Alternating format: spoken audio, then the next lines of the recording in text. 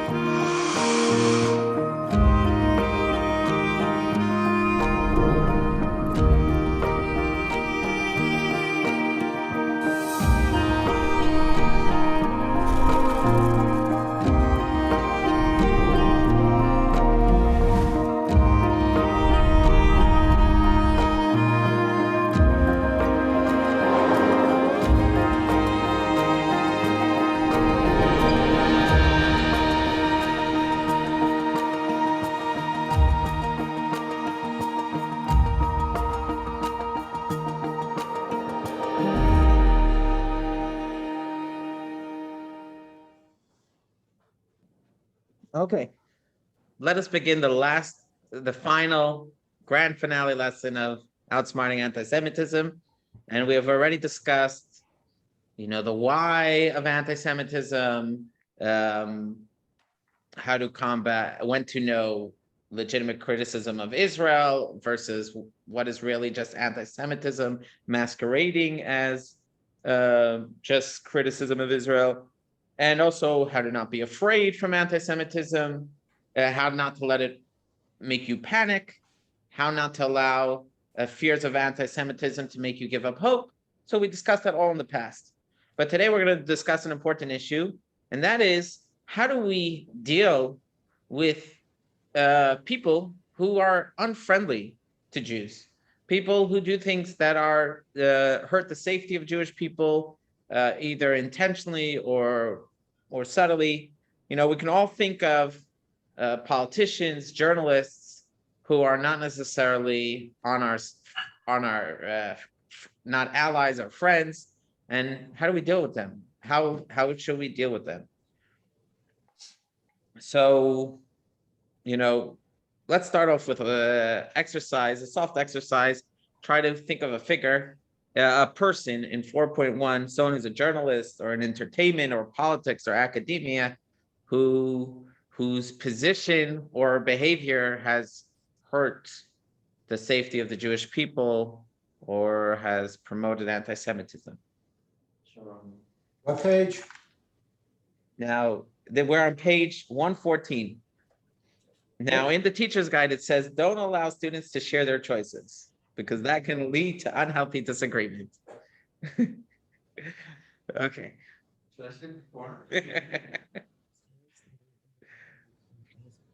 Okay.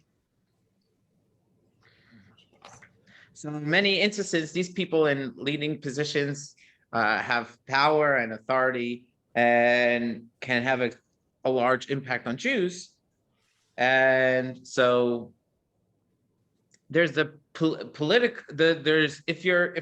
we're talking politics, there's the right answer according to politics, and that is to bulldoze anyone who's not on your side, and that is to cancel, shame, attack.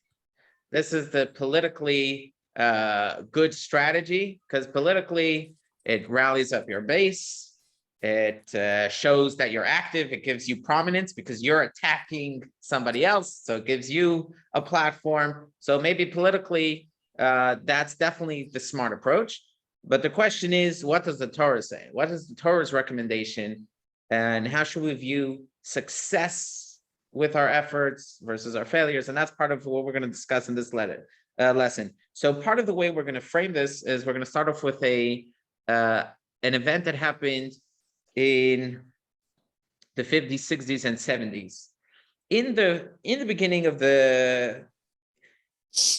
when Israel declared itself as a state, no country wanted to sell weapons to Israel, except for France, Czechoslovakia, and France. France was selling arms to Israel.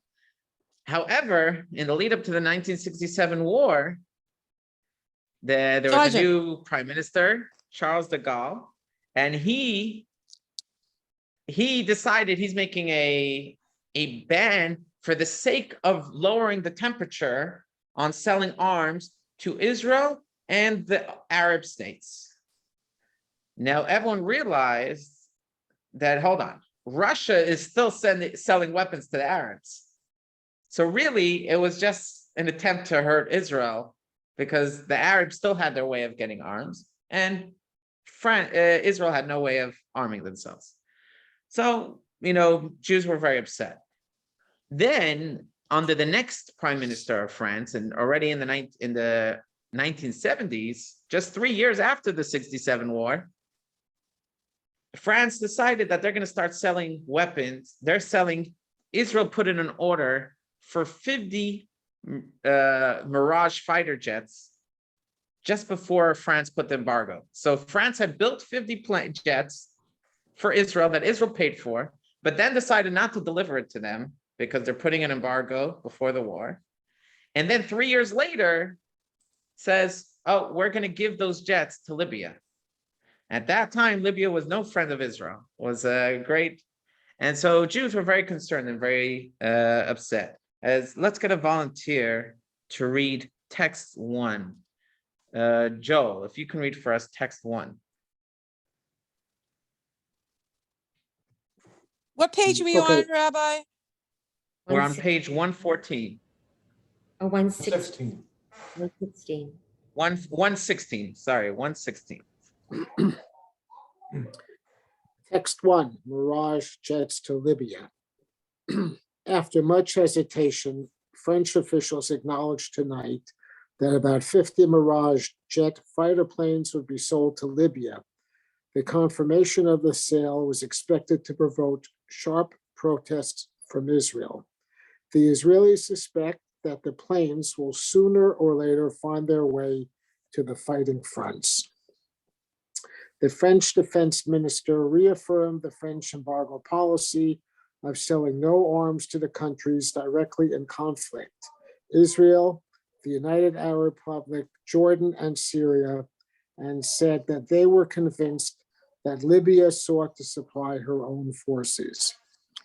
Israeli fears of the Libyan mirages is based on a conviction shared by some French experts that the Libyan Air Force in its present state could not absorb such numbers of a highly advanced plane. The fear is compounded by the aggressive stance taken toward Israel by the new revolutionary military regime, which has been in power in Libya since early September. The plane sold to Libya is believed to be the Mirage 3, the same type as the 50 built for Israel, but placed under embargo in 1967. The Israelis are expected to find particularly galling the fact that they have been denied about the same number of planes now made available to a hostile Arab country. Okay, so the question of this lesson is, imagine you lived in that winter of 1970 and you're a Jew.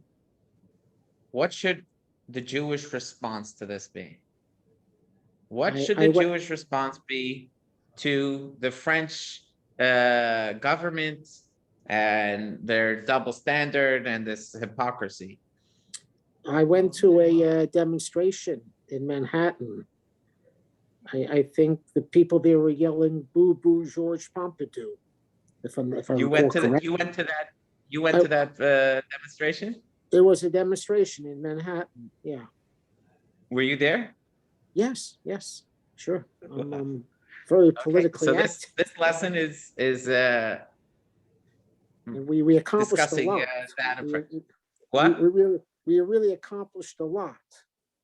What was accomplished? I got to go to Manhattan. That was about it. Nothing's accomplished. Nothing was accomplished. Nothing. Okay, It's very, very frustrating. Rob, you're Rob, right? The plans to Israel, they actually, they gave it to Libya because they had a Jewish head of state. So they just made a mistake, which one they gave it to. Libya had a Jewish head of state. Uh-huh. Didn't talk about it. No, Gaddafi. I had no clue. Yeah. Okay, so we're going to actually take a look at a story that Jews around the world will read in shul this week. The story of Jacob and Esav. I'm going to say Yaakov and Esav. It's easier for me, but Yaakov is Jacob and Esav is Esau. I think Esau. So Jacob and Yaakov and Esav. Yaakov had to run away from Esav for between 34, maybe 20, maybe 34 years. He ran away from Esav because Esav wanted to kill him. So he was separated from his family, from his parents, Yitzchak, for 34 years out of fear his brother Esav is going to kill him. Now he feels the waters have cooled down. Maybe it's time for me to go back home. When he's going back home, he hears that Esav, who moved away from home, is now coming back to meet Yaakov, who's crossing the Jordan River back into Israel. And messengers, spies for Yaakov find out that Esav is coming with 400 men. Yaakov was afraid. So what did he do? The Medrash says, text 2, V'hiskinatzme l'shleisha dvarim l'tfila u'ledairin u'lemilchama. Jacob's preparation included 3 things. Number 1, he prayed. As we learned in lesson 1, we always know a Jew's protection comes from Hashem. Everything we do, security steps we take, medical procedures we go through, those are all channels to receive God's blessing. Fine. So Jacob knows my ultimate focus has to be, prayer, because I know God is the one in charge. But that's not enough. God doesn't want us just to pray. God wants us to buy the lottery ticket or get on the helicopter that would save our lives. So he does 2 steps. He creates a space for God's protections by thinking of gifts to give Esav, to appease Esav, and he prepares for armed struggle. Okay? Now, the gifts that he gives to Yaakov, to Esav, he does in a very elaborate way. In those days, what was common gifts was cattle, different types of cattle. And he stages it in a manner that it should take a long time for all the cattle to get to Esav. So he sends a delegation of people to bring the cattle in a very drawn out way that Esav should feel like he's not just getting one gift, he's getting numerous gifts. Oh, not only this, but there's more coming. Oh, not only that, there's even more coming. And this was a way to maybe Esav will see the gifts and say, maybe my brother's not such a bad guy, something like that. So, and yet at the same time, he prepared for armed struggle. Yaakov knew that if I'm going to have to kill, I'll have to kill. And it says Yaakov was very afraid. What was the main reason he was afraid? He was afraid that he's going to be forced to kill Esav. He wasn't necessarily so afraid that he's going to lose. He was afraid that he's going to have to kill his brother in self-defense. Okay. So now let's look at an interesting ending to the story. What's the ending of the story? He gets closer to his brother. He's waiting to see what's going to happen. Is Esav going to be satisfied with the gifts and they could make a cold peace or maybe a warm peace, or are they going to have to do a wrestling match? What's going to happen? And as he approaches him, the Torah says, Esav hugged him and kissed him and cried on his shoulder. Now we're going to zoom in. This is a picture of an old Chumash, but this is the way it is in every Torah scroll. If you look in to this image, I don't know if there's an image in the student book. Is there an image of it in the student book? It shows the dots on top of the words. Um, No, just the okay, word. so you'll have to trust me on this. You'll have to trust me. Look in the picture here. You see what's highlighted in the red circle? In the red circle, we have the word Vayishakeyu. Jacob, Esav kissed him. And the word kissed has dots, dots on top of the letters. Whenever there's dots on top of the letters, it's coming to say that there's something's amiss here. Something's unusual. And so there's a debate in the Talmud, what's unusual about this kiss? What's so unusual about a brother kissing a brother? It's not unusual. Brothers kiss brothers. You know what's unusual about this? So this is the debate. Let's read text 4. Ken Weinstein, if you could read for us text 4 on page 120. Deciphering the heart. The Torah features dots over the words and kissed him. This is because Esau did not kiss Jacob wholeheartedly. Rabbi Shimon ben Yochai said, it is an established fact that Esau hates Jacob. Nevertheless, his compassion was moved at that time, and he kissed him wholeheartedly. Okay, so there's two interpretations. What is the anomaly in this verse? The first interpretation is, it says he kissed him. Normally, you'd expect a kiss to be loving. The dots on top of the word tell you this kiss was just, Esav still hated Yaakov. He just realized it wasn't a smart idea to start up with Yaakov at the time, whatever it was. This kiss was a superficial kiss. It wasn't a loving kiss. That's the first opinion. The second opinion says, no, actually, the anomaly was that it was a loving kiss because Esav hates Jacob on a normal day. What was anomalous about this kiss was that it was actually loving for a moment.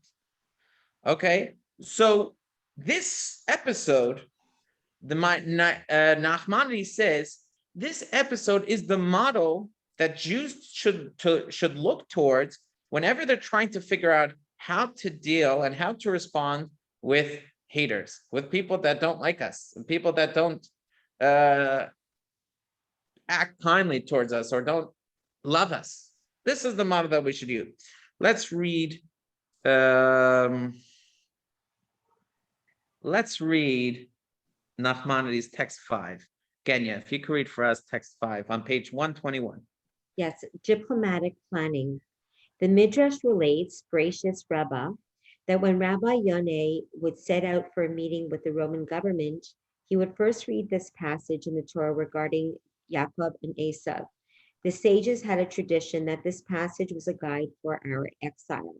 Therefore, when Rabbi Yonah would visit the rulers of Rome for communal issues, he would consult this passage to follow the advice of the wise Jacob. It is indeed appropriate for all generations to study his approach and to adopt it in actual practice. Okay, so Rabbi Yanai was an advocate for the Jewish people in Rome, and Rome wasn't friendly towards the Jewish people, but he would first study the Torah, the portion of Jacob and Esav, Yaakov and Esav. The Medrash in its completion, Nachmanides doesn't bring the whole Medrash, but over there, if you look in the original text, a funny story happens. Yanai one time went on a journey and he forgot to study this portion of Yaakov and Esav. After Yaakov and Esav make hug and kiss, Esav says, okay, I'm going to go back home, but maybe you can use some of my guards to accompany you. And Yaakov says, no, you go ahead. I'll catch up to you at my own pace. Well, one time, Yanai went to Rome and forgot to study this portion. And there's many different lessons you can learn from the story of Yaakov Esav. We're just going to focus on one in this class. But at the end of the meeting with the Romans, they said, we want to send security transport with you to bring you back home. And he said, sure. And on the way home, they robbed him and took him of all his possessions. He's like, I forgot to study. And over there, if you pay attention to the story, Yaakov refuses to take the security escort that Esav provides. Fine. So Nachmanides is saying this is the model that Jews should follow in every generation, the Jacob Esav model. And before you go engage in the model, you should study the story to its depth and try to see the different scenarios and apply it to real life. Okay, so yeah, and many other different details in the story. How you prepare, be tough, be well prepared militarily, or secure whatever it is in that issue that you're dealing with. Maybe it's not a military response, but it's be politically engaged, whatever the being armed means in that scenario. Something happened to my I missed the reason when Jacob didn't pray when Esau Did pray. He did pray. He prepared in three ways. He prayed, and he prepared gifts, and he prepared for war. So those were the three ways he prepared. So what did Yanni do? So what did Yanni do? Well, at the end of Yaakov and Esav making up, Esav offered Yaakov some security for his transport. And Yaakov declined the offer and said, don't worry, you go, Esav, you go ahead. I'll catch up to you at my own pace. And Rabbi Yanai, when the Romans offered him a security entourage, he said, sure. And the security entourage robbed him, on his way home. So he's like, I didn't learn the story. If I would have paid attention to the story, I would have remembered to refuse their escort. But that's a side detail. That's not the focus of the class. So we see another example of this is in the text that we read, text 4. We said that Reb Shimon Bar Yochai said that Esav hates Yaakov, and here the kiss was sincere. So Reb Shimon Bar Yochai says it in the present term. Esav hates Yaakov. You know what that means? Esav hates Yaakov. It doesn't just mean two brothers that lived thousands of years ago. He was referring to Rome. The Romans were considered the descendants of Esav. And he says, the Romans hate us. That was his perspective. The Romans hate us. Yet, Reb Shimon Bar Yochai went on diplomatic missions to Rome for the interest of the Jewish people. So, for example, one time the Romans outlawed circumcision, outlawed keeping Shabbos, and outlawed mikvah. They said, no more, women are not allowed to go to mikvah anymore. Fine. Comes along an undercover Jew, and he comes disguised as a Roman, and he says, hold on, what is your agenda? Your agenda is to weaken the Jewish people. What makes a person weaker? Without circumcision or with circumcision? They're like, oh, a circumcised person is definitely weaker. They're like, okay, so allow circumcision. He's like, what do you want? The Jewish people to be wealthy or poor? Oh, we want them to be poor. He's like, so hold on. So working 7 days a week, will that make a person wealthier or poor? Oh, well, 7 days a week will make them, giving them a day off will make them poor. Okay, so Shabbos was brought back on. Then he said, you want the families you want them to have large families or small families? Oh, small families, less children. So it's okay, if you ban mikvah, then they're gonna be together with their spouse all the time, and then they'll have many children. So they got rid of it. But then they realized that it was really a ruse. It was really a Jewish person all along. As soon as they discovered that it was a ruse, so they right away brought back all the sanctions. They send Shimon Bar Yochai. The Jews sent Shimon Bar Yochai. Now you have to remember something about Shimon Bar Yochai. Shimon Bar Yochai went into hiding for 13 years because of what he said about the Romans. First of all, he said Esav hates Yaakov, and everyone knew he was referring to the Romans. The Romans, they deeply hate the Jewish people. Number two, so there was a Jew saying, look at what the Romans did for us. They brought these water systems and bathhouses and all these beautiful roads that they brought to Israel. And Reb Shimon Bar Yochai said, all of it, they're not doing it for our own well-being. They're doing it for them. They're trying to get their military into our land.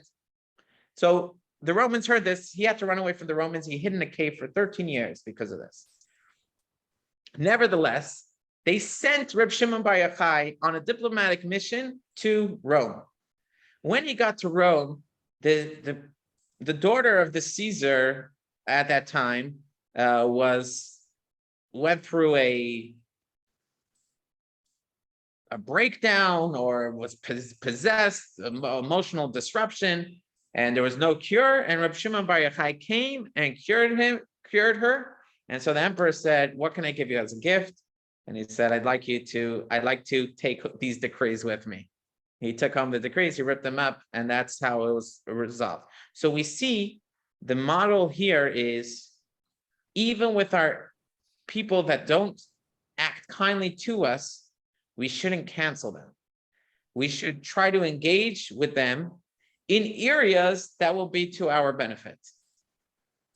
Now, this doesn't mean that we should silence ourselves from what our position is, but it means that we shouldn't be quick to cancel people and shame people and yell people, you're anti-Semite, as our strategy. That shouldn't be our main strategy. It could be a backup strategy that if our diplomacy doesn't work, then we'll bring it in the back burner. As Joel illustrated very nicely for us, that the Jews demonstrated, and what was the results? Nothing. Okay, so let's read. Let's look at just some history, and this was actually what the Jews did very often. Let's look at page 123 in figure 4.1. We see this was actually the strategy that Jews have taken in every era to use diplomacy. So let's just look at the first example. The most famous is Joseph of Rusheim. So he was a Jewish advocate in the courts of Charles IV. And you have to remember, who was Charles IV? Charles IV was the grandson of Ferdinand and Isabella, the ones who enacted the Spanish Inquisition. And Charles IV was the monarch who was allowing the Inquisition to continue. And yet, Joseph of Rusheim didn't say, that Russia, that wicked person, I'm not going to have anything to do with him. He actually engaged with him, as we're going to read in text 7. And these Jewish advocates that existed throughout all these different examples, they had to be wealthy and well-connected, and that was the way that they were able to get concessions from the rulers of their times on behalf of the Jewish community. So it doesn't mean that Joseph of Russia, because he was friendly to Charles, means he supported all of Charles' policies. Absolutely not. He was very angry at the Inquisition, but he still engaged with him to try to protect the Jews in ways that he was able to get. So let's read text 7, which is from his biography, his autobiography. So let's get someone from the in-person crowd to read. Shelley, you'll read into the microphone. Text 7 on page 124. In 1531, the denouncers once again hounded the Emperor Charles V while he was in Belgium and Holland, lands uninhabited by Jews. Many requested that I travel to those lands to oppose the accusers with the help of God. I was at the court of the exalted emperor for 4 months, from the 1st of Adar until the 1st of Sivan, pursuing the interests of the Jewish communities. Although Rothroyd attempted to swallow me alive and to bring about my demise, God, in his great mercy, sent his messenger and saved me from his hands and from all those who sought to harm me. At that time, I had an audience with the emperor in his private chamber. I spoke to him for as long as I needed, and he responded sympathetically. During this period, when I had free time and was secluded in my room, I authored a book entitled The Sanctified Path. Okay, so what we see from this, Yosef put himself through great risk. He wasn't trying to bestow righteous Gentile awards on King Charles, but he felt that it's his obligation as a Jewish person to do everything he can to try to influence Charles to protect the Jews in Germany, even though he knew Charles was the monarch that was allowing was also the king of Spain and was allowing the Inquisition to go on. And he was successful at that. And it would be interesting to know what was exactly the accusation that Joseph was arguing against and what the words are. We don't have a full account of what happened. And he spent his time, there was no other Jews in the country. So he had a lot of alone time. He wrote work, and we don't have that work today, but we do have other works from that time that quote that work. So we know that work did exist, but we see that was the Jewish approach, to always try diplomacy and always be pragmatic of what do we want to get? Let's try to get it. Now, sometimes it didn't work. It doesn't always work, but it was always a first strategy to be diplomatic. Now, you can ask yourself, how belittling of Jewish people that they have to suck up to these haters, to suck up to people that are not their friends. And so there might be such a feeling that how terrible that we have to be nice and kind to people that are our enemies. But we have to remember, as we clarified in lesson 1, that really all our protection really comes from Hashem. It always has come from Hashem.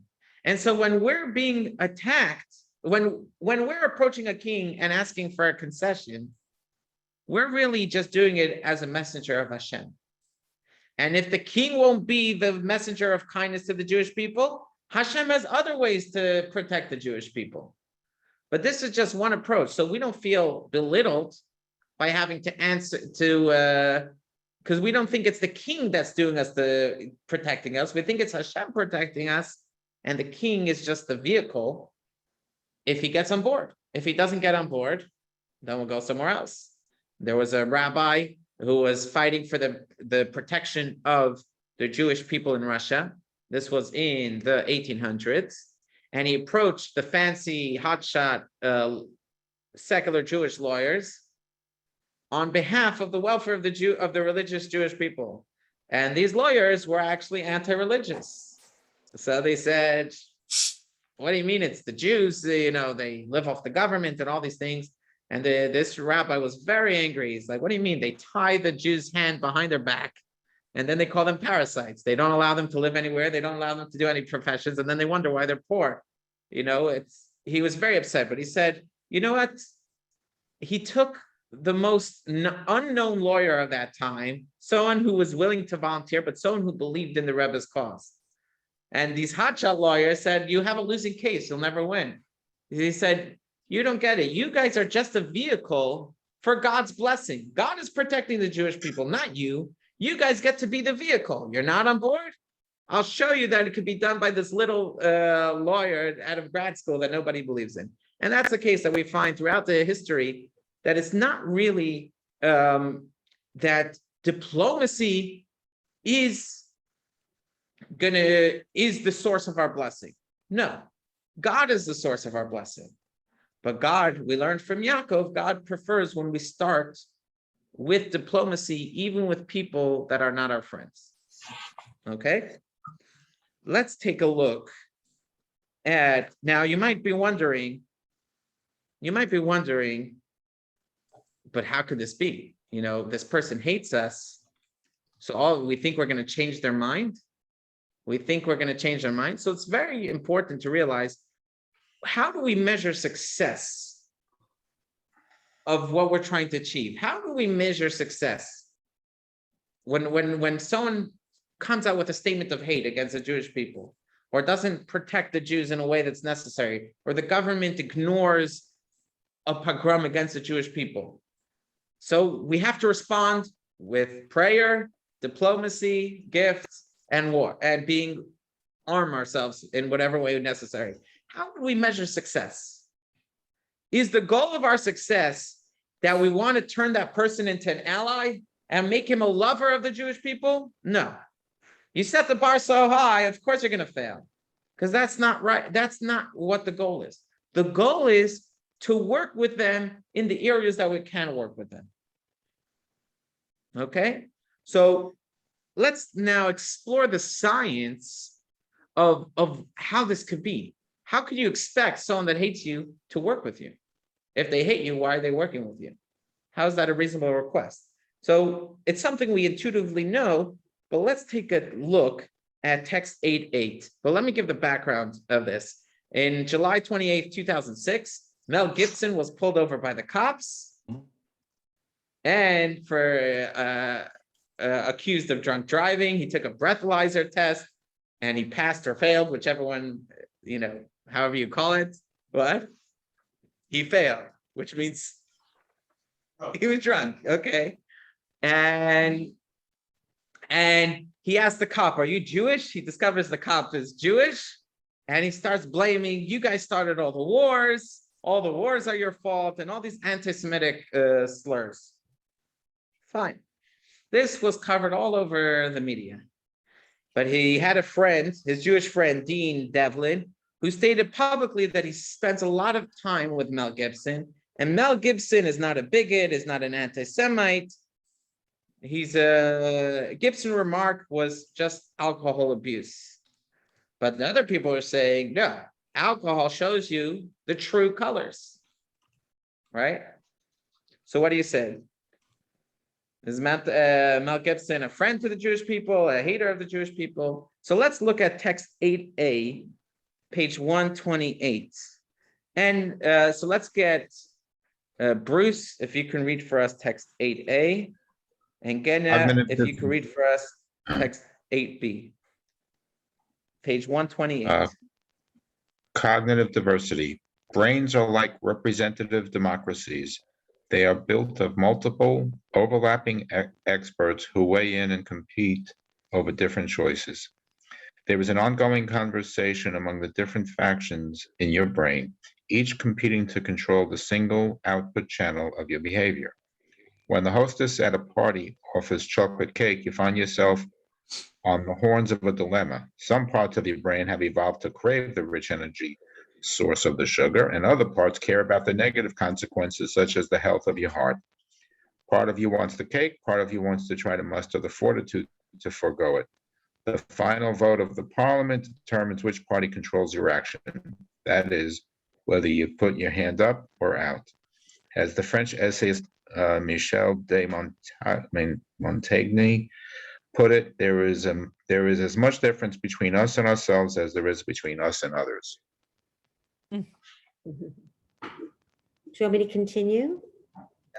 Yeah, Kenya, go Okay, ahead. Team of Rivals, David Engelman. Returning to Mel Gibson and his drunken tirade, we can ask whether there is such a thing as true colors. We have seen that behavior is the outcome of the battle among internal systems. To be clear, I'm not defending Gibson's despicable behavior, but I am saying that a team of rivals' brain can naturally harbor both racist and non-racist feelings. Alcohol is not a true serum. Instead, it tends to tip the battle between the short-term, unreflective faction, which has no more or less claim than any other faction to be the true one. So, Okay, so great. naturally, we want to put people into neat categories. This guy's an anti-Semite, this guy is a friend, but really, people are not unidimensional. They're multidimensional. They have many different facets and voices, and there could be parts of them that are anti-Semitic, and parts that would rather be practical. And you have this in Jewish law, certain areas where, let's say there was a certain period where pagan doctors were secretly killing Jews in their practice. And so the rabbi said, Jews cannot go to pagan doctors anymore, unless that person thinks you're very important and it's a public case. And so he has a reputation to uphold that he's going to heal you. So for practical reasons, he won't kill you. But for his hatred, he will kill you. So the rabbis have this debate. Where's the line? When do we say that his reputation will override his inner hatred of the Jew, and therefore he's actually going to try to heal you? So you have this debate all the time where the line is. It's not always so clear, but people are multidimensional. And so that's how that could explain why Rabbi Shimon, on the one hand, said, Esav hates the Jews. Rome hates the Jews. But did that mean that Rabbi Shimon believed that they expressed their hate every moment of the day and in every part of their life? No, they had other interests as well. They had an interest in hate, but they also had interest in good livelihood, whatever their interests were. And sometimes you can appeal to other voices within the Romans to be nice to the Jewish people. And that's what the Shtadlanim, the Jewish advocates of all time, have tried to appeal, because people are multidimensional. And so you try to do everything to create the conditions that will help that person behave not like the hater. And that's what Yaakov did. He brought the gifts to remove from Esav the feeling, let me channel my hate to Yaakov. Instead, he channeled his other voices of, actually, I could tolerate Yaakov for the time being. Or as Reb Shimon Bar Yochai said, to actually love the Jews for the time being. Esav loved Yaakov for a short moment in time.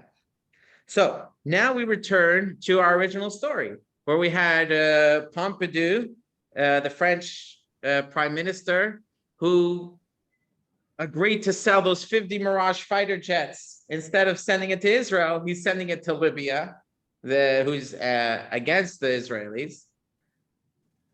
So what should our response be based on what we learned so far? Our response shouldn't be just to label him as an anti-Semite and to cancel him.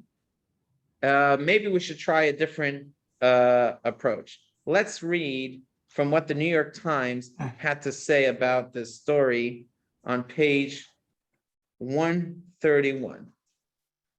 Let's go with Barbara. Take it away.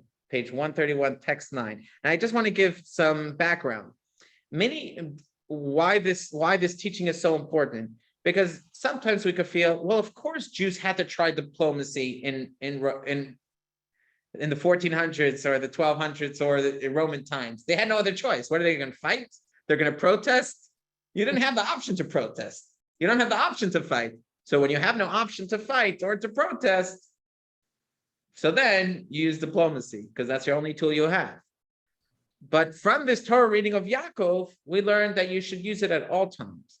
Even us in America that has the ability to cancel people and to bulldoze and shame people, it shouldn't be our initial method. Our initial method should try for diplomacy first. And it's not out of recognition that we're going to change them, we're going to make them lovers, just to work together on areas we can work. So Barbara, take it away, text 9. An angry president. President Nixon made a hurried trip to New York yesterday to apologize to President Pompidou, who was angered by what he termed insults to himself and his wife during pro-Israeli demonstrations touched off by his state visit to the United States. The French president had been angered by a jostling that members of his party received from demonstrators in Chicago, whose actions were marked by boos and angry cries, and by what he viewed as acceptance of such hostile acts by the Chicago police. So that was the result. The Pompidou French prime minister was insulted. What do you think his response to the insult was? to say, okay, you're right, I'm going to actually sell to Israel. He actually doubled down.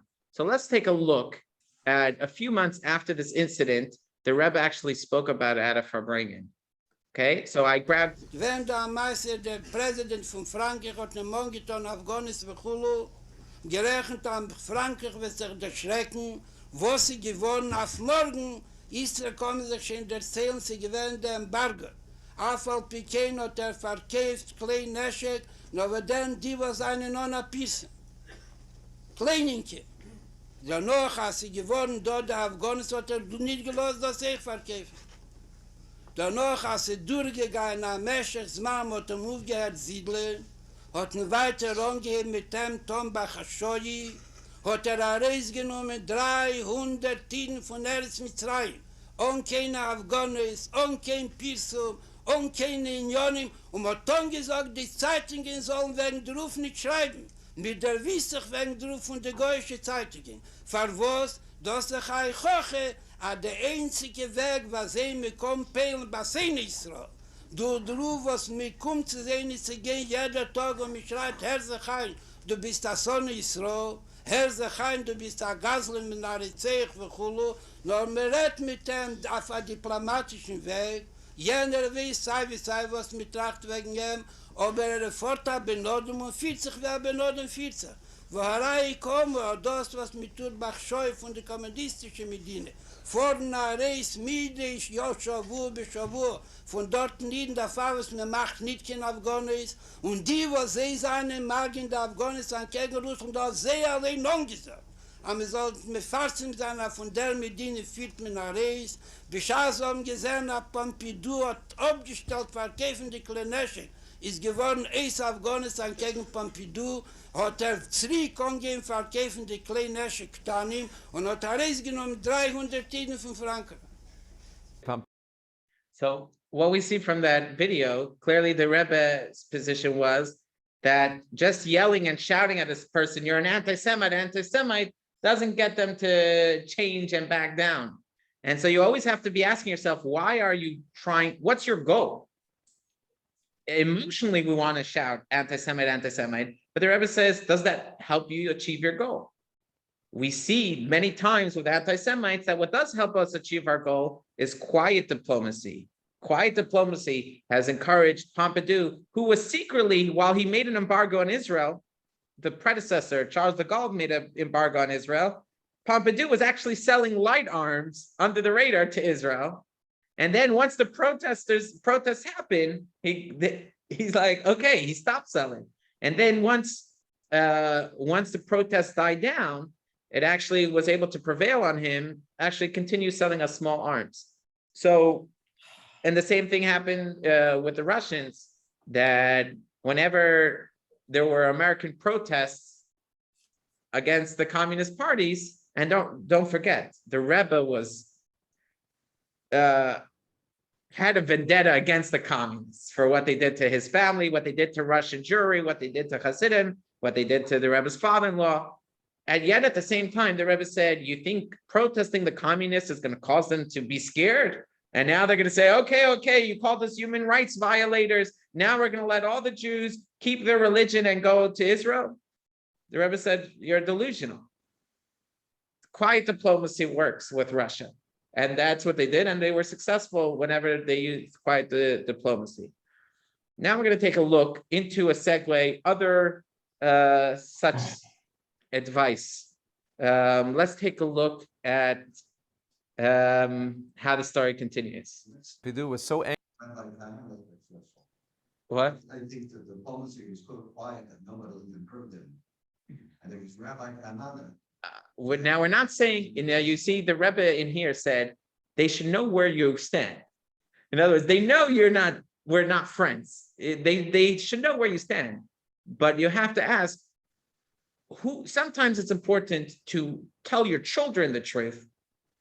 And it means in the shul, speak honest and forward.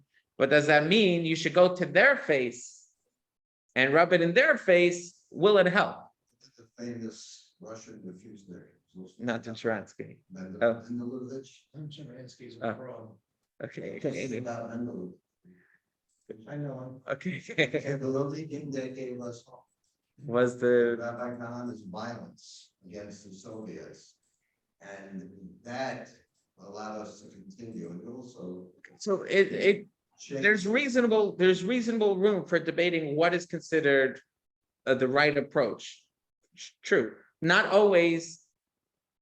In other words, you always have to ask yourself, how long do we wait for the diplomatic effort to work? Are we going to wait around forever? No, you can't wait around forever. Sometimes there's urgency. You don't have time to be diplomatic. So you really, and you have to ask yourself who's it against? Is it someone who's all out anti-Semitic like a Hitler or a Haman? Or is it someone like Pompidou, who harbors anti-Semitic attitudes, but doesn't claim to be wanting to kill the Jews en masse? So you really have to differentiate between different types of anti-Semites. But we're talking about the majority of anti-Semites that we deal with are people that express anti-Semitic attitudes, although are not preparing actively to kill Jewish people. So let's.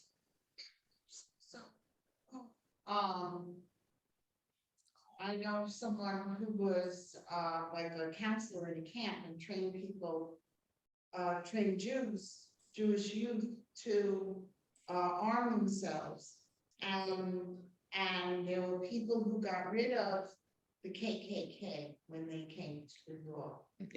Yeah. So it wasn't that they went and they armed themselves and they attacked. So the takeaway shouldn't be, He was in that. as this is a joke we mentioned. This is a joke we mentioned earlier in a previous course, that two Jews were being led away to be shot. One Jew started yelling, "Help, help, we're innocent, they're killing innocent people." And the other Jew said, "Shh, we don't want to ruffle feathers." That's not the attitude that we're trying to convey here. All we're just trying to say is use your mind instead of your heart. If your mind is telling you that diplomatic effort might be successful, then that's the path that God wants you to try first. Don't just be quick to cut somebody off because of one behavior that they don't like and say, we're not going to work together on any area with that person because that person 20 years ago on MySpace wrote an anti-Semitic tweet. So now we're not going to let, and he's the chief of police in a local police department. So now we're not going to let him help our shul with security needs or things like that. That'll be okay. Leaders want to interrupt. Okay, I'm not sure the reference. You'll have to explain after the lesson. Okay, now let's continue the video because there's some other takeaways from this. Angered by the violent protests that they caused a major diplomatic flare-up, and his whole trip to the U.S. almost ended in disaster. President Nixon had to fly down to New York especially to calm him down. In a talk in 1970 on a Shabbos, obviously not recorded on tape, the Rebbe says that he asked somebody about a similar situation. Why are you running around and crying anti-Semitism when you see it's simply not effective in changing anything? And the fellow replied, I figured it out 10 years ago, that this is the way to operate, and I don't have time to rethink it. Stop telling me what to do.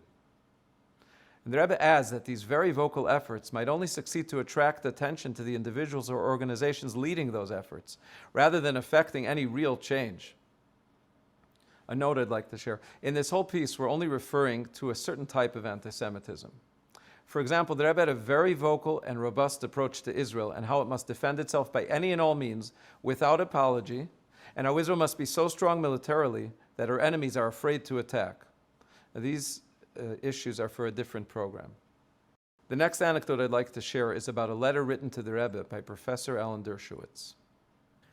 When I was involved in politics and civil rights and human rights, the enemy of civil rights and civil liberties was Jesse Helms, the United States Senator from North Carolina. He stood against everything that I stood for, and many of my friends and colleagues stood for, and so I was a little surprised, disappointed, when Jesse Helms was honored by the Rebbe in Chabad And so I wrote a very polite letter to the Rebbe, who I had met previously a number of times, respectfully wondering why they chose to honor a man who was against integration, was against gay rights, women's rights, equality for all. And Rebbe wrote back a very poignant, very powerful letter saying, we honor not only to recognize the past, but to influence the future, and watch carefully to see whether or not we have had an influence on the conduct of Jesse Helms. The Rebbe actually wrote a 3.5-page letter explaining to Professor Dershowitz that, first of all, Senator Helms was not an honoree, but he came to an event at the Capitol along with other senators and congressmen in order to pay tribute to a Jew and a Jewish movement. The Rebbe writes that he's long been concerned about the state of our nation's public schools and the American family and society, and the event was geared to upgrading the ethical and moral foundations of education. It's really a fascinating letter. We'll get it up online and put a link in the first comment. After a full 2 pages, the Rebbe signs off, and then there's a 1.5-page PS. I'll quote a few sentences. The Rebbe is writing to Professor Dershowitz. I trust you will agree that in regard to persons of influence, whether in Washington or elsewhere, 11. the first objective should be to persuade and encourage such a person to use his influence in a positive way in behalf of any and all good causes which are important to us. We should welcome every public appearance which lends public support to the cause, especially when there's a likelihood that it may be the forerunner of similar pronouncements in the future. And the Rebbe gives several examples, and he continues. My experience with such people has convinced me that politicians are generally motivated more by expediency than by conviction. In other words, their public pronouncements on various issues do not stem from categorical principles or religious imperative. Hence, most of them, if not all, are subject to change in their positions depending on time, place, and other factors. I believe, therefore, that the proper approach to such persons by Jewish leaders should not be rigid. As a rule, it does no good to engage in a cold war, which may often turn into a hot war, nor does it serve any useful purpose to brand one as an enemy or an anti-Semite, however tempting it is to do so. It can only be counterproductive. On the contrary, ways and means should be found to persuade such a person to take a favorable stance, at least publicly. We haven't too many friends, and attaching labels, etc., will not gain us any. And sure enough, very shortly after he was honored, he assumed a very influential role in the United States Senate Foreign Relations Committee and became one of the strongest supporters of Israel and strongest supporters of the nation state of the Jewish people and of other Jewish causes as well. And obviously the Rebbe had an enormous influence on persuading Jesse Helms that even with his very conservative values, he could become a beacon for the Jewish state. So let me just add some commentary. So Professor Dershowitz is positioning it as if, first of all, he wrote a respectful letter to the Rebbe. The letter is available online. You could read it and tell me if it was so respectful. He was very angry at Chabad for honoring Jesse Helms, even though it was really an event by Chabad in Washington, DC, to promote Education Day. Congress, both houses of Congress and the president signed Education Day USA. It was a day, the Rebbe's birthday, celebrating an upgrade to education, that it should have moral values included in the education, not just teaching how to earn a living, but also teaching how to live as human beings. And so it was a day to celebrate that. And so they had members of both parties in attendance to honor this value. And Professor Dershowitz's attitude at that time was, well, I don't agree with Jesse Helms on many issues, so therefore he shouldn't even be invited. He should be disinvited. He should be canceled, And if you notice, I showed here a video of Alan Dershowitz, that there are areas that Chabad and Alan Dershowitz disagree with. And yet, I'm not afraid to show him, because there are areas where we work together, and that should always be our attitude, not to cancel and cut people off and label them as wicked, and even if they may be, but we have to ask ourselves, and the Rebbe even acknowledges it in the letter. The Rebbe acknowledges that it is extremely, what's the words the Rebbe used? It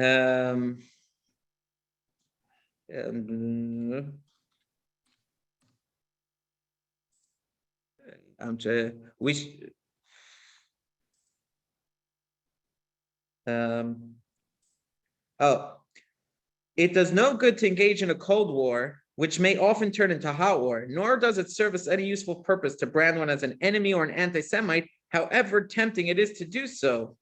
You know, it's very tempting to label someone as an enemy. It's extremely tempting. We want to know who's on our side, who's against us. We want to clearly spell it out. And yet the Rebbe is saying, ask yourself, is it productive? If it's productive, then go ahead. But if it's not productive, it's not going to get us the results that we want, then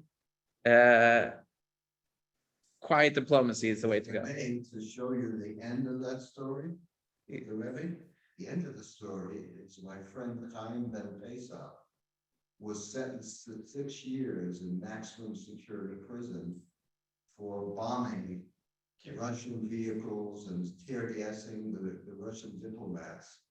And when he went to prison, the Reformed rabbi told the warden not to give him kosher food. And he said, in that case, I'm not going to eat.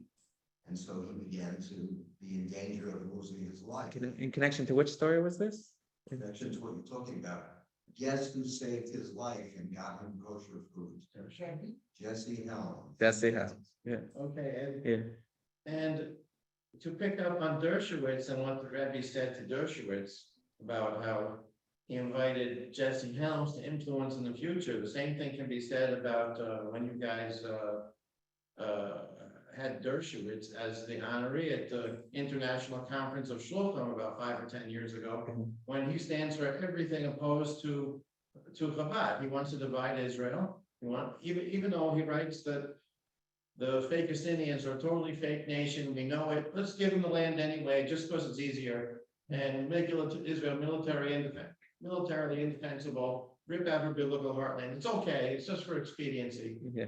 And so that's clearly these liberal views have nothing in common with Judaism. Yeah, I remember reading a piece 3 years ago. There was a pro-Palestinian student at attending Chabad of Mequon, Wisconsin, Chabad of University of Wisconsin's programs, and it was a big thing. How could Chabad accept someone who's hurting Israel, and it's coming from this point of view.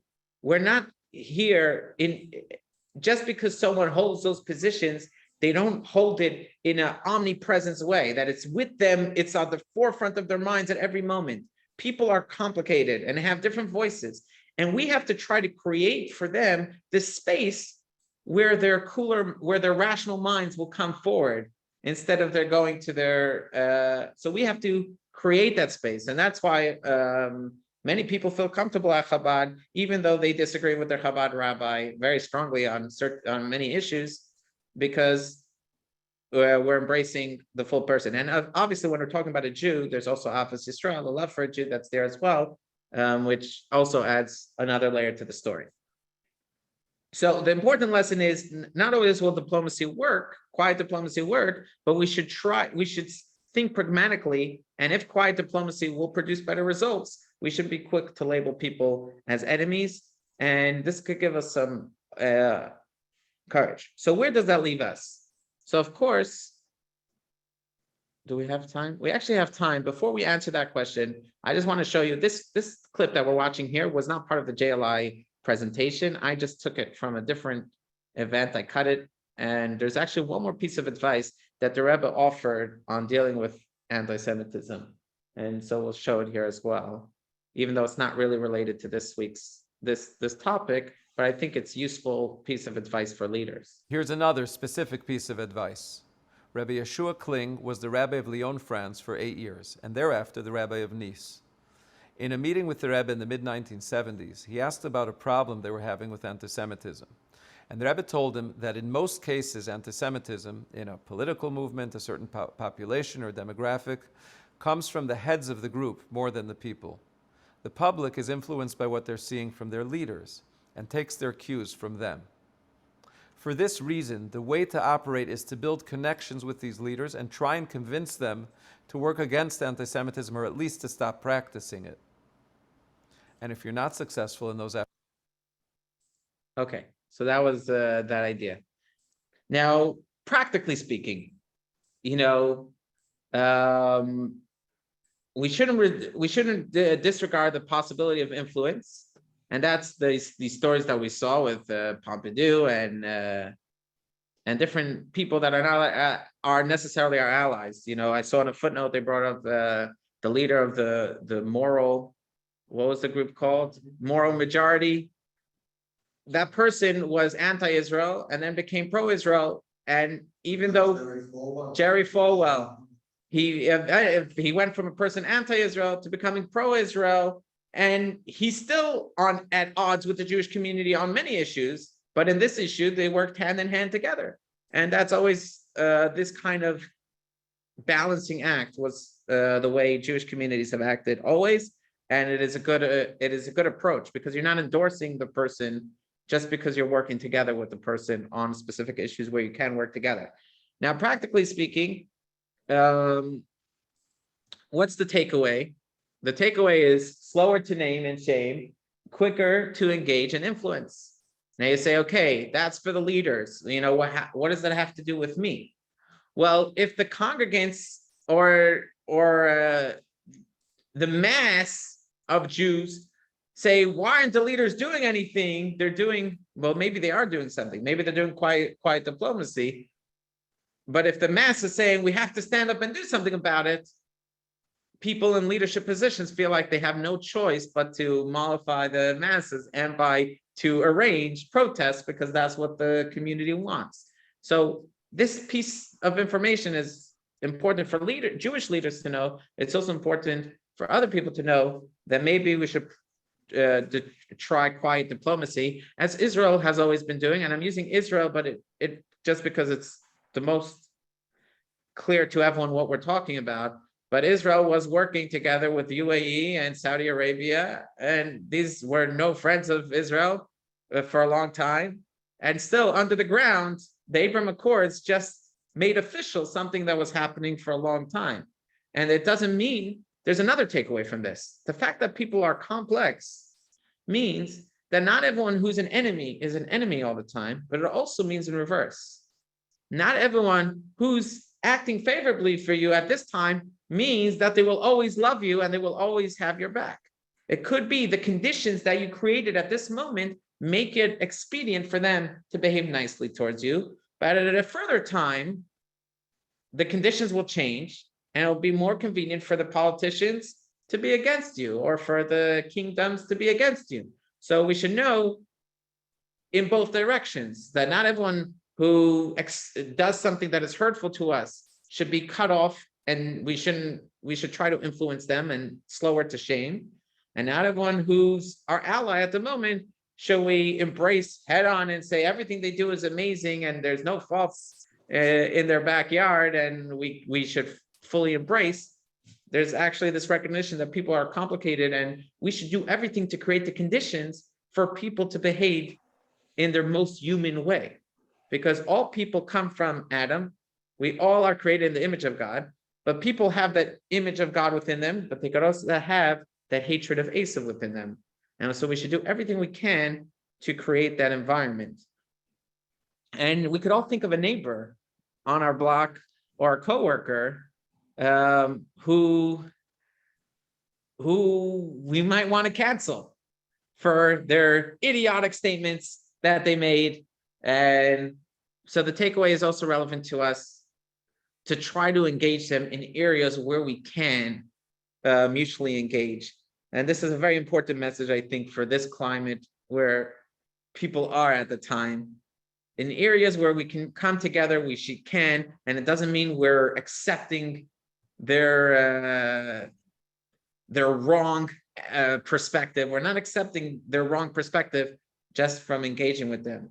They're human beings, and there's areas where we can come together. And that's a guarantee on 99% of the people in the world. There are areas where we can work together. And that's something we should focus on. Okay, we're going to conclude. So, by Rabbi, so should we try to Makarev Farrakhan? Maybe have over for a Shabbos meal. I think it just sounds a little bit too much like walk solidly and be a good little boy. And I always felt that the Jews who were alive during the Holocaust, if they had been a little more vocal, maybe Roosevelt would have bombed the railroad tracks. Maybe things would have been different. So I'm not sure. You should know, Joe, that is actually the Rebbe said that exact idea, that if Jews were more vocal during Roosevelt's time, he most likely would have bombed the tracks. In other words, that's the important thing to remember. It's not always clear what the right approach is. Sometimes you have to be vocal. You just have to be objective and pragmatic of what your goal is. In America, protests work. We do see it all the time. When people make us say, cancel that speaker gets canceled. It happens. The mob works. So in America, it could be an effective strategy to protest. But an American people protesting Russia won't get the Russians to change their position. It'll get America to change their position. So you just have to know, be focused. What is the goal? Will this approach meet that goal? If it will, then we should definitely do it. And the Rebbe was in favor of protests or people being more vocal against the Roosevelt administration on behalf of the plight of the Jews in Europe. So yeah, very good point. Israeli Jewish, the pre-state Israeli leaders and the American Jewish leaders refused to lift a finger because they didn't want to ruffle feathers with the administration. They wanted more dead Jews. Okay, yeah. To get world sympathy for the creation of Israel. Yeah. The same thing with. They said it. They had every to save Jews, and they didn't. Yeah, good point you're making. Blame Roosevelt so much.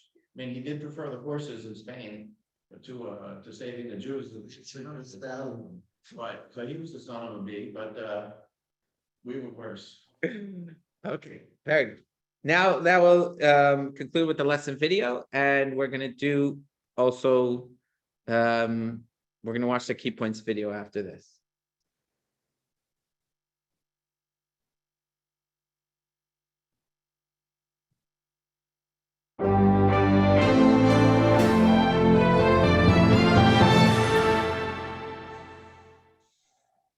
Negative thoughts, actions, and speech create negative energy. Conversely, positive thoughts, actions, and speech create positive energy.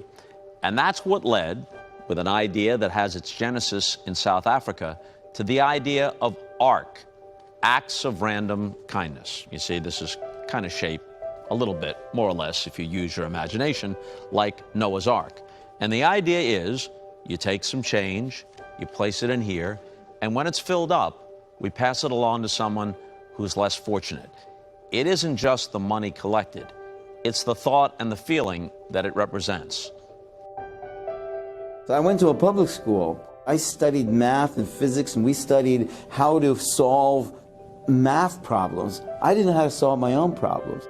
Rabbi David Aaron, a Jerusalem-based educator, reflects on his personal experience.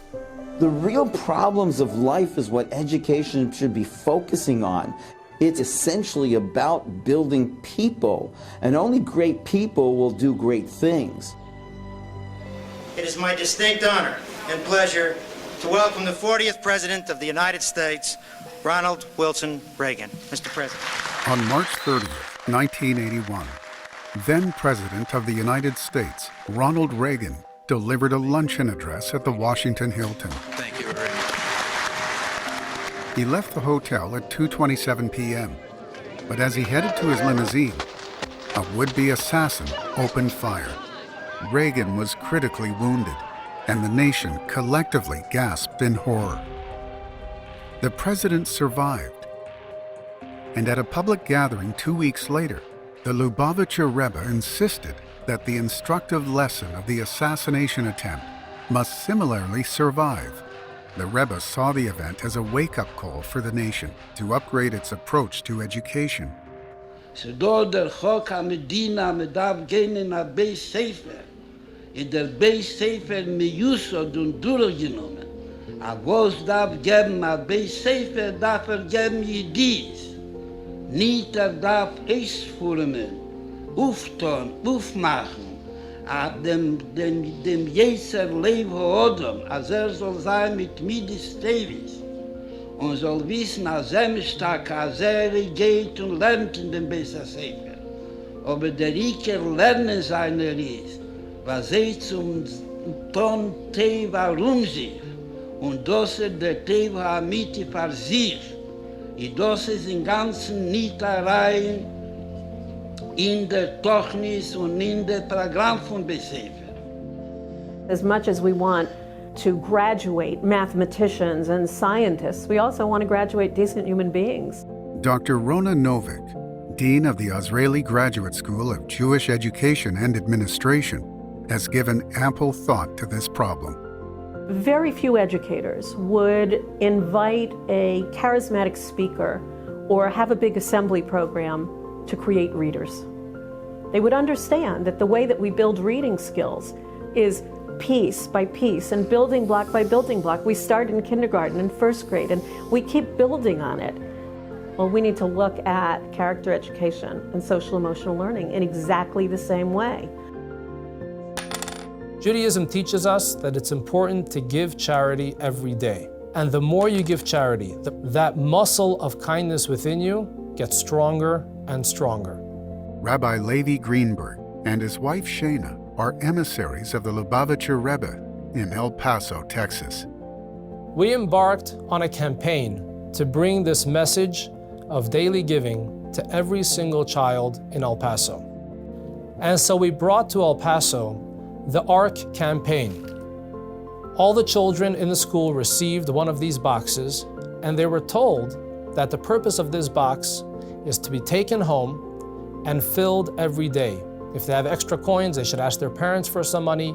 After a month of collecting money, their class would nominate charities that should receive their combined money. And the winning charity would receive the combined monies that they had collected throughout that month. The Ark Project, giving money every day, takes acts of random kindness and turns them into acts of routine kindness. Raising a generation of individuals empowered with a sense of purpose and trained to pursue acts of kindness is an important factor in curing and preventing numerous social ills, including the reduction of hate and bigotry, along with anti-Semitism. The more we give, the more we respect. We respect human life, we respect property, the more dignity we have for ourselves and for society. If we want to stop anti-Semitism, we have to stop hatred. And we have the opportunity to nip hatred in the bud by increasing in acts of goodness and kindness and inspiring and encouraging all of humanity to do so. Every single person should give charity every day, and hatred will be a thing of the past. The call of the hour, more necessary than ever, is for each of us to adopt a charity box for regular, daily contributions, and to encourage all around us, family and friend, Jew and non-Jew, to act similarly. Actively demonstrate, encourage, and promote kindness, sympathy, and altruistic care. If a little illumination eliminates a lot of darkness, think of what a rapidly swelling force of systematic goodness can achieve for our communities, and ultimately for humanity. It's time to turn up the light.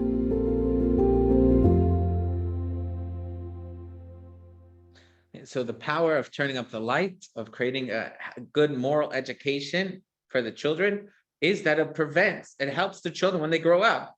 Even if some of these children have seeds of hatred planted within them, but they also have seeds of humanity and kindness within them. And so they could prevail, they could help their humanity outshine their acts of bigotry towards other people. And so that is very important. What actually initiated that campaign of giving a charity ark box to all children in the public school system in El Paso was there was actually an anti-Semitic attack. 2 teenagers from the high school did some anti-Semitic attack, and this was the El Paso response. This was one of the response. Thank you. Now, let's go over some of the key points that we learned throughout this course in figure 4.3, because hopefully the world will become a perfect place and Mashiach will come, and then anti-Semitism will disappear. But until then, it's here to stay. It's here for the now.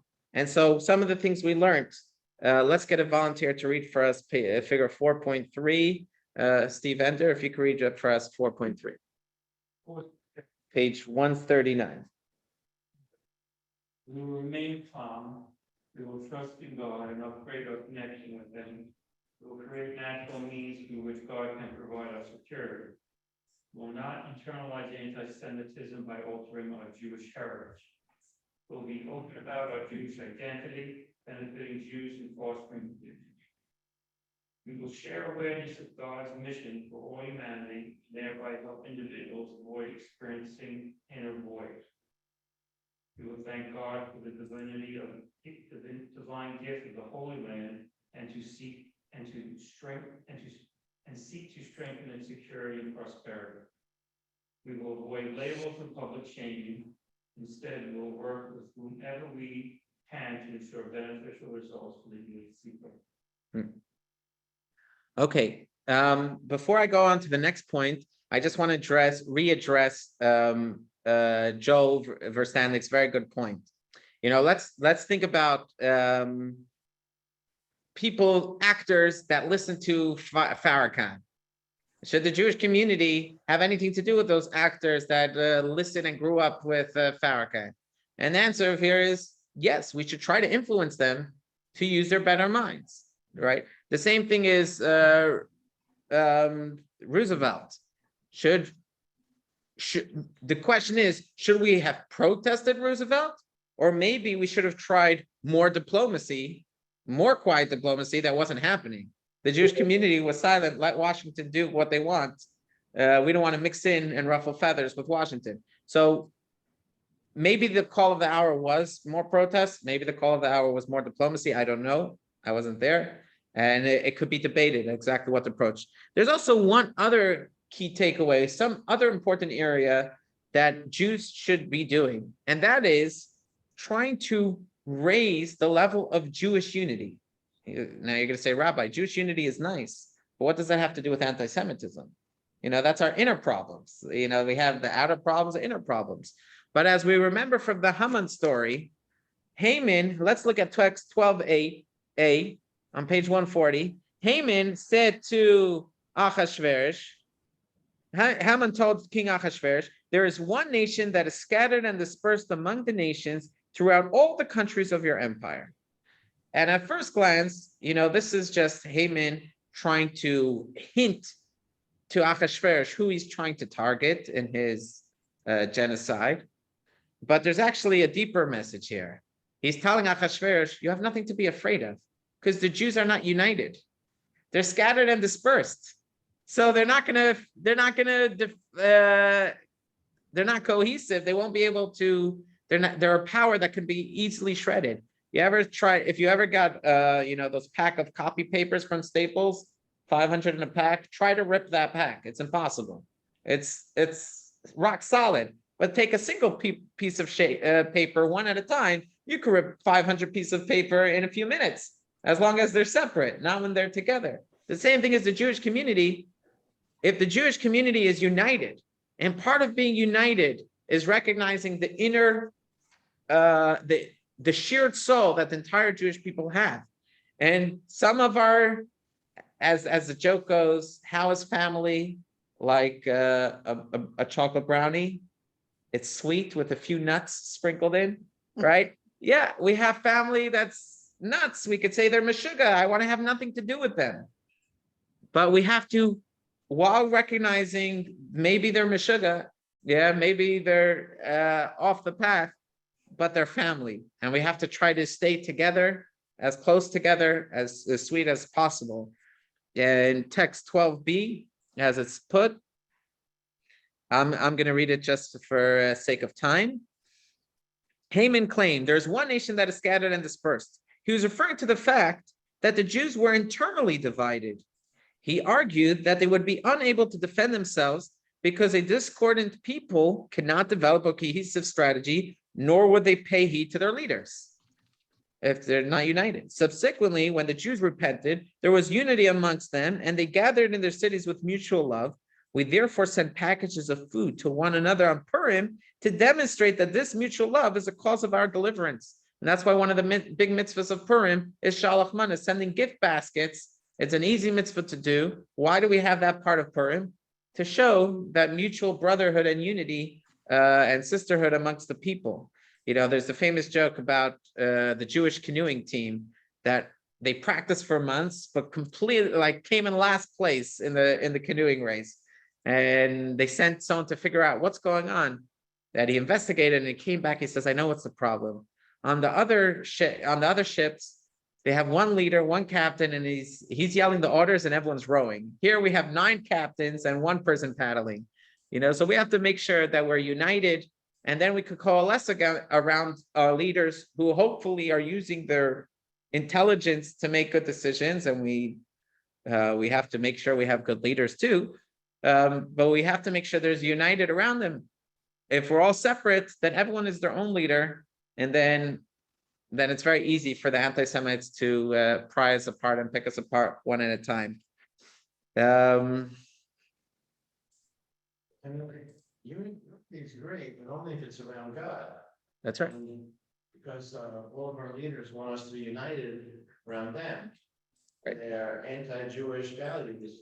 We're not. At the end of the day, isn't God sending us the anti-Semitism until we get our act together? You're saying Behaving like we're supposed to. I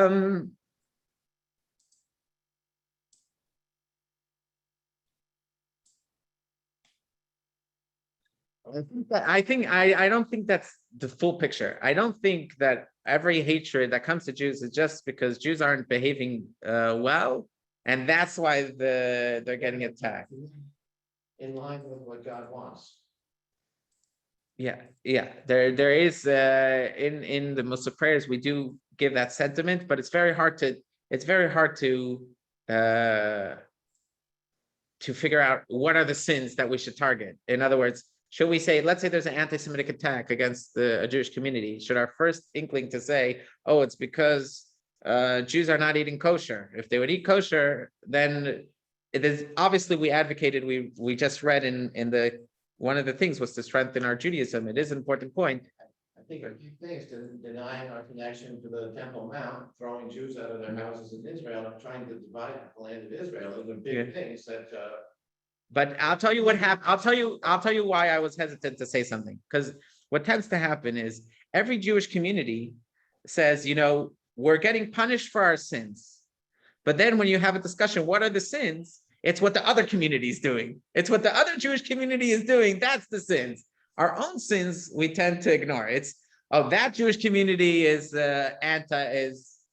pro this abomination. This community is anti-Israel. And we tend to usually respond by pointing our fingers at somebody else instead of pointing at our own flaws. That's why I was hesitant. I didn't want to come out because that's usually where that goes. But you're right. You're definitely right. One of the most important thing we could do is to reconnect to Hashem, because Hashem is the source of all our protection, and that's what happened. Exactly, and that was the solution in the Achashver in the Purim story. Is the Jews returned to Hashem, and then everything worked out, and it was a great reversal. So let's conclude with the key points video.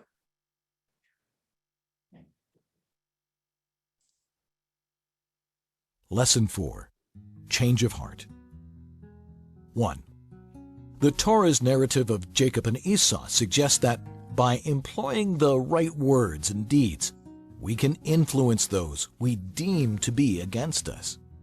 Accordingly, the 2nd century sage Rabbi Shimon Bar Yochai traveled to Rome to win concessions for the benefit of the Jewish community, establishing a model followed by countless others, most famously the European court Jews of the early modern period.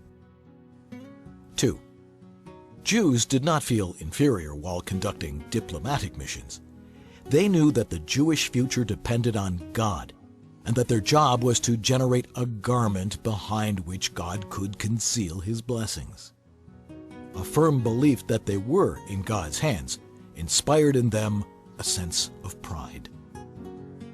3. According to modern neuroscience, brains are built of multiple parts that weigh in concerning different choices, each part competing to control the single output channel of behavior. This explains why an individual with Jewish friends can nevertheless carry out a drunken tirade against Jews. Conversely, it explains why Jews can gain assistance from unlikely sources. 4. Today, we are finally able to campaign publicly against those who oppose us. However, it is often counterproductive to publicly brand individuals as enemies or anti-Semites. Slow to shame and quick to engage is still an effective route. 5. We must do everything possible to condition society to bring out the best in people rather than their more sinister elements. In the sphere of education, this means promoting an approach that is not restricted to acquiring information, but rather includes proper character traits, self-discipline, and the awareness that all humans are created to actively generate goodness in their environments. 6. Living in harmony with our fellow Jews enables us to better collaborate to ward off threats and promote our interests. Jewish mysticism teaches that God responds positively to Jewish unity, providing overt blessings of protection and goodness.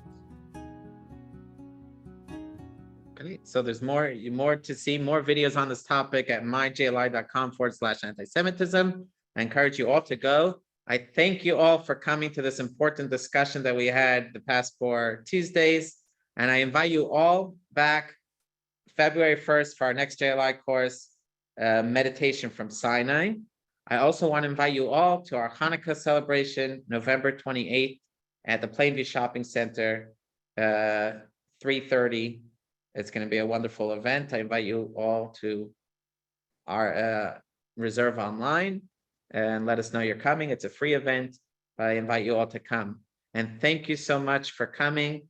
And my cell phone number will be in the recap email if you have any questions or wanted to follow up.